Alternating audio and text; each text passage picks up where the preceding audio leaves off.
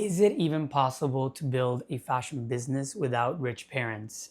It is a question that kind of goes through my mind as I go through comments and just consume content every day as part of my job, as part of what I like doing to understand the zeitgeist, to understand how to move forward. And in fashion, it is extremely hard, I think, to make it without privilege, without that advantage that comes with having connections, having a network since you were born.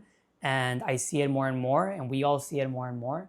We definitely see an ever growing uh, industry of designers, uh, uh, working for the big houses and getting interchanged like Pokemons. And I don't know, it was really interesting to see how fashion today is moving. But as well, fashion is divided between, conglomerates like Kering and like LVMH Group and all these big houses and big brands, and the other side, which is like the more independent designers and people that do craftsmanship and do amazing pieces and an art essentially with their textiles. And that's something that as well I think a lot of people like stumble upon, or maybe they don't know about it. So creating a fashion business is such a subjective question. I mean, a business to who? A business to the conglomerates, a business to the classic business models, or a business to a new type of creative? Because creating a business, a fashion business, can have um, all these types of different ways that it makes money to keep afloat, and at the same time um, can have like the classical, collection releases that or drops that every brand has. You can see brands today like Fugazi, for like instance. I just saw like an Instagram post. I mean, they're not like inventing anything new, but I do appreciate or see that it's really cool how they do like the coffee and the pop-ups and what they've done with their runway shows and how they really get out there. They're just being smart, and they know that that's going to work today, and it worked. And I think a lot of people hold on to that nostalgic feeling. I did that. That happened to me. I was trying to build a media company back like 10 years ago with ideas that worked 20 years ago or 30 years ago. And that's what we don't understand sometimes. Like sometimes you get to the party a little bit late, and that's fine.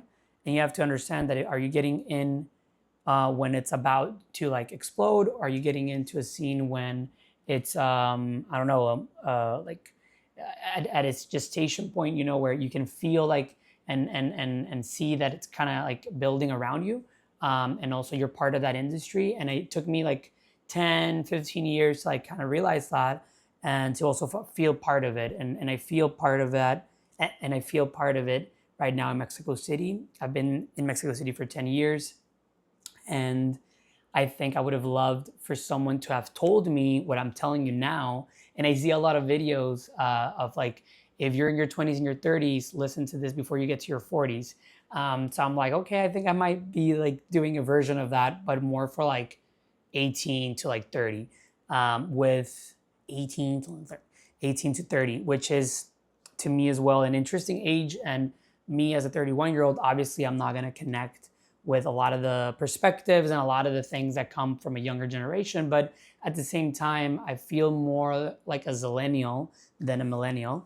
And I feel that I did get to experience a really interesting connection to a younger generation through content and through the things that I like and through the consumption that I've done and through the homework that I've done as well, to like not feel so outdated and just update myself regularly, so that I feel part of what's happening, and also accept that there are just things that I'm never not gonna like, just fall under, and it's just things that, marked me as a kid, as a teenager. I don't know, like I'm thinking something that has to do with like Lizzie McGuire. Like, I mean, a lot of Gen Z or maybe Gen Alpha like won't even remember that, or even like, find that reference, but I get that reference. So for me, it's a superpower because I know how to like tie that into a reference when I'm talking to someone that is like, going to appreciate that reference from that age group. So I feel that that's for me a superpower today when I speak towards the camera. I've seen so much YouTube at this point. Like I wish I had like a number of the hours that I've invested into consuming content. But when it comes to YouTube, I mean, you can say that I've been watching YouTube I would go 20 years because I uploaded my first video on YouTube like when I was 10, 11. So, I mean, it's been at least 20 years since I've been on YouTube, and that's led me, just connect a lot with myself and with like the internet and with everybody around me, and understand the zeitgeist and understand the collective. And I don't know, I don't know if it's a talent anymore. I don't know if I'm just going crazy. But again, I'm trying to go back to the question, into fashion and into business, because this is a dispatch about fashion and business. So I want to give all my experience, my 10-year experience in Mexico City, to anybody that is coming into the city, to anybody that is going, to anybody that is going to just find peace, being part of the adventure. Because I think that's also something you have to understand. Like, I found a lot of peace when I moved to Mexico City. I lived in Paris, privileged, and I lived in New York City, privileged as well. Just because of those reasons, I was living there. I wasn't like, working or anything. Like, I was working and I was trying to work, but I was also like trying to burst my bubble. And I was 21. This was 10 years ago. I moved to Mexico City, and it starts, that journey. It starts with a classical, I go into university arc, and then 10 years, of mayhem, and not mayhem, but I mean, 8 years of 6 to 8 years of like intense work on myself, on everything that happened around me, which is what I'm going to try to start giving everybody through like my experience, through my videos and everything I'm trying to do. And I think for me, like I was coming out too early out of that, and I was trying to like, capitalize on it and monetize it, trying to like, build something around my story, and I didn't even understood my story. And I think that's also part of what I want to give you in this video. Like, wait for things to like, build up on their own, and also like give you what they need, and like let life, show you, go with the flow. Like, don't be so desperate, and I was super desperate back in the day. So with all that said, I moved to Mexico City, and 10 years later, now I feel the industry like building around me. And to create a business, you need to have that feeling.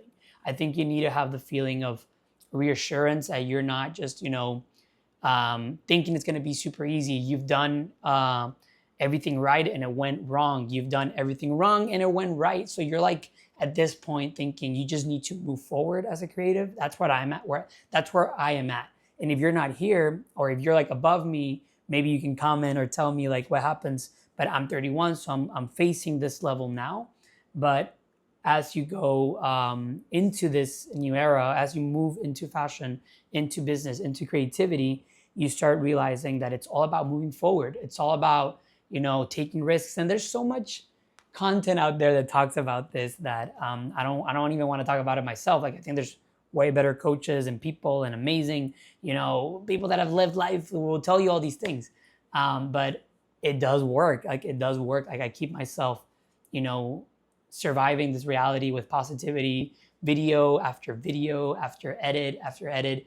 I mean, there's so much. I mean, there's hours, hundreds of hours of videos that I haven't uploaded, just because I was like, I'm doing it for myself. I'm doing it to grow. And sometimes I'm gonna upload it, sometimes I won't. Sometimes I would get angry, and sometimes I would get, happy that I wasn't uploading. I don't know. It was this feeling of so many back and forths that I understood that it's all about just moving forward. Moving forward with experience, with what you're doing, so you can get more data, so that you can get more contacts, so you can get a little bit more of street, in the game, a little bit more of meat. In Mexico and in Spanish, we would say callo. We would get more callo in the situation, a little more of callus, in your hands when you're doing things, because if not, it's hard. And I mean, I've been playing guitar for 20 years. Like, my fingers don't have any feeling here, and that's good, because sometimes I'll play for 2 or 3 hours, and if I didn't have this, it would hurt like a bitch. So now I can play, now I can enjoy, now I can do art, but it came through 20 years of making these calluses.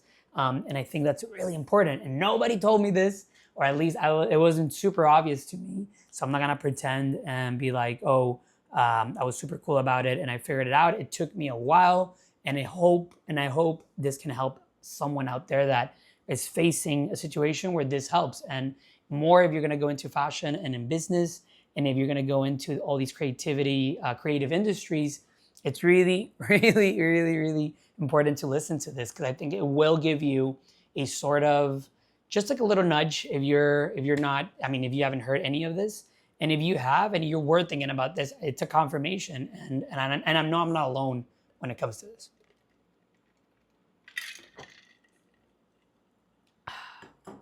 But okay, fashion business without privilege, without that advantage, without that investment is going to be really, really hard.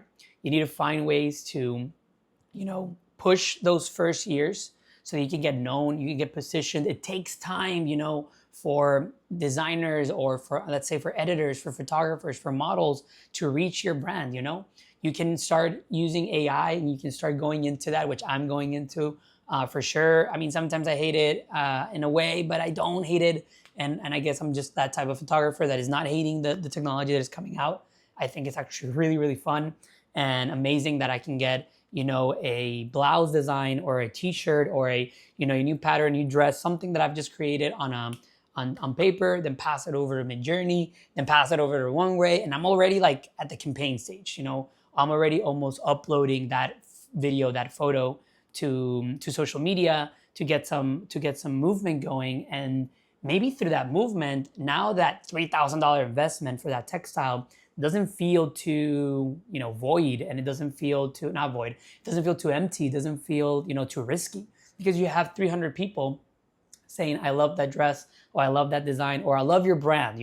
If you have people, if you have pressure, if you have things coming towards you, you have that input, then you can do output, you can do designs, you can invest the right way. You can even go ask for a loan, which is not impossible. Again, a lot of people then will be like, oh, I don't have rich parents, so I can't do fashion. Yes, again, I'm saying it's hard to do it without them. But you see a lot of people in Mexico for sure take advantage of that. And I'm laughing because it's something that in a way I did as well. I mean, I come from privilege, and I think I went into fashion because it was something that I could do.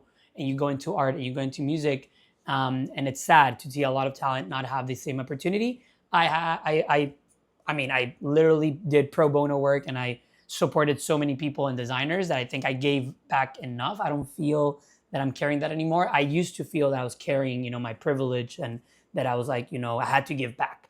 And I did, and it helped, but it wasn't the answer. It was a really toxic way to like understand my privilege. And now I give myself everything that I have.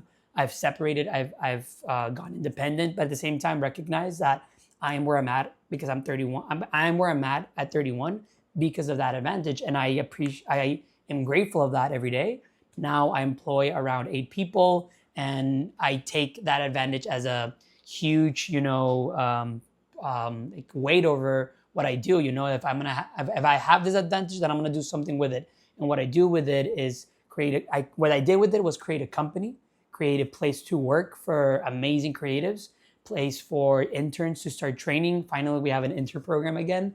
Finally, we have people working hybrid, not just in one city. So we're working in multiple cities. We have an intern program. We have an amazing design house, office, studio. We are working with young models, young talent, hearing about how big brands are fucking them over, and then kind of trying to incubate some talent. I mean, we're doing amazing stuff at DO, and I'm just really, really proud of it. I could cry a little bit, I'm not gonna lie, but I'm trying to keep, this video going and just make it really, fun and just insightful, between putting in my story and then answering these questions. I think this is gonna become a cool way to just like interact with anybody who wants to interact. I wanna be helpful.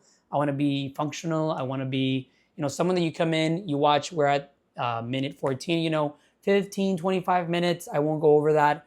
And if something, is left out, then we'll have, the next video and the next video. And I'm so happy with my new equipment. I'm not going to lie. It's super easy. I used to have to put the microphone. I love my pod mic, and I love how it sounds. Not gonna lie, it sounds fucking amazing to have a microphone in your hand, obviously, while you're doing these videos. But this is gonna be easier. There's gonna be mobile, and yes. So to just finish it off, I mean, you can ask for a loan. You can move forward with what you need to do in fashion and all these creative industries. You can make a movie and go look for the money. You can do so many things as a creative. If money is your problem. I don't think you should focus on money. I don't think you should focus on the business part yet. Focus on the fashion part. focus on the craftsmanship part, focus on your knowledge, focus on knowing what you're talking about, know and test yourself constantly. Like I'm always, like testing myself. Like what happens, Louis, if like you're always putting, talking all this big game, you're always talking about all this and that. And what happens, when the actual moment arrives, are you going to be ready, or are you going to be just, a talker? And for me, that was another big lesson in fashion business. There are a lot of yappers, a lot of talkers, and you need to know how to talk. You need to know how to like pause people. You need to know how to like close conversations fast in the fashion industry, and not let that hype, get you. Maybe it was me. Maybe I'm crazy. And obviously in Spanish we could relate more. We'll talk more in Spanish about this. Hopefully, I just want to like again maybe appeal to anybody that is listening to this, and maybe you're around the world listening and you don't know Spanish. So that's why I'm doing this in English. And this applies to anybody. Obviously, a lot of my experience comes from Mexico City. So if you're Mexican, if you're dealing with similar stuff, if you're in this kind of like middle point between in your privilege and like you're just a normal person, but you love fashion, you want to go into it. Again, this will help a lot. And you're gonna hate me a little bit because I'm talking in English. Te puedo hablar en español. But again, we're being nice and trying to make this go global, because Louis is going global. I hope that's my goal. I'm not afraid of just being more open about what I'm trying to do in this era of my life. Comes with the age for sure. So I wish I had this confidence and this knowledge when I was 21. And I don't think even if I told myself all of these things, and even if I would have listened to a guy on YouTube say all these things, I think would have been enough to like convince me. I think you have to live it. You have to, go from green to mature, and it's just part of the process. I just feel that instead of, coming out with maybe so much drama, with, I don't know, so much scarring around like, things that I did and drugs and just partying, I think you can come out with more structure, more peace of mind, and then have a little bit more of like runway to do those adventures, on your own terms. I just was really desperate. I wanted to live life. I wanted to create a business. I wanted to go into design. I wanted to be a fashion photographer. I wanted to be an editor-in-chief. I was fighting over being an editor-in-chief because I also wanted to be a photographer, and then I felt that I wasn't making it as a photographer because I was being an editor-in-chief, and then I figured out that I was like an evolution of that, and I was a photographer and editor-in-chief, and I was having trouble with this like multidisciplinary format that I was pushing, which later became like the norm, which later became a more normal thing over the next 5-8 years, because this was around 2015 to 2018. And then for the past 7 years, becoming 7-8 years, becoming a polymath, becoming a poly artist, is what I want to become, is what I want to train myself to do. I want to know more about philosophy, and I want to know more about literature and film, and I want to just every day keep learning. Like I definitely want to train myself to be someone that knows multiple arts, multiple things. Like why not? Like I think it's part of my challenge. It's part of how my ADHD works. It's part of how my creativity works. I have right now, a music project that I want to revive. I'm writing. I'm doing series. I'm doing film. I'm doing AI. I'm using AI to like go even faster. I'm using my own company to feel confident to move forward. So again, I'm not fighting who I am, but it took me so much time to understand this, and I am going crazy as well. I'm not saying that I'm not. Sometimes I'm like thinking, what the fuck am I doing? But again, like I've just gone through these so many I've gone through this so many times that I've realized that it's going to be a cycle eventually. I'm going to go, through that cycle, and I'm going to feel better. So I just wait for these cycles to move, and there's moments where you're down, and there's moments when you party, and there's moments when you work. And I just feel that finally I have that routine. It works for me. Not saying that it's going to work for you, but I think this video is going to, like at least give you a sense of, I don't know, like talking to a friend about, going into fashion and going into business. And you have to understand that first do the fashion part, then do the business. I tried to do both at the same time, and it was chaos. Do your network, feel confident that you can, launch something and you're going to have allies around you, make that the industry, start building around you. You know, I think when people get opportunities, when they become creative directors, it's because they've done the work. They've been there. They've done the coffees, the parties. They've done the canapes. They've done the awkward conversations, the important conversations, the small conversations, the long conversations. There's so many types of conversations. You have to keep them short, or sometimes you have to keep them long, and you have to understand with who and with what quality and with what time. I mean, it's a shit show. And I think fashion, since it's so glamorous and it's amazing and it's like, you know, so near, you know, A-list celebrities and musicians, and everybody's around fashion, just like food. I think these are magical industries, just like music, because it's art and it's what we wear, it's what we listen, it's what we eat. All these industries, since they deal with humans, are magical. They are, you know, mysterious. They are the I think most, you know, appealing, you know, industries. Architecture, you know, where humans live. Again, that's why I think tech, you know, has taken sometimes an interesting aesthetic towards life and how we see it and how we see social media companies and tech companies. It's like technology, you know, it's interesting because sometimes it's hard to see that connection. It's hard. We don't have, you know, like chips on us, and we don't yet because we do have chips on our brains. But you get what I'm saying. Like, it's just like you're dealing directly with a human. You're dealing first with technology, with zeros and ones.